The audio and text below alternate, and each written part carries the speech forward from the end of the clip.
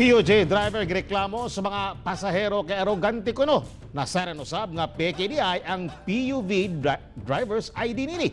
Ani ang detalye. Inay sa garahian sa prisuhan ang gitugpahan sa PUJ driver nga si Ponciano Alihado human gireklamo sa mga pasahero nini tungod sa kaarogante samtang namasada. Gihulga kuno nini ang mga pasahero nga panagpaon kung dili mo pliti og tama.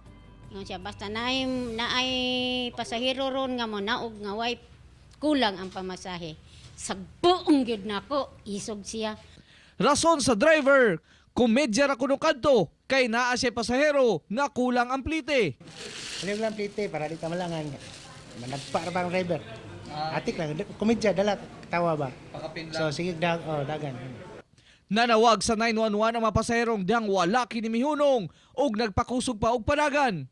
Ming sutoy siya.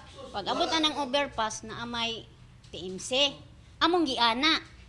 Karon ang TMC murag nagkuampot sila naana di ay mga radyo-radyo nila. Oh, karon kay na traffic nanaog ming duha. Tanang pasahero nanaog kay min transfer na. Kay di naman siya mahunong. Makasuhan na to unjust vexation no kaya kato sa iyang actuation nga giko ano ginhadlok yung mga tao na naanupod sila ang mga tao na willing man mag-complain.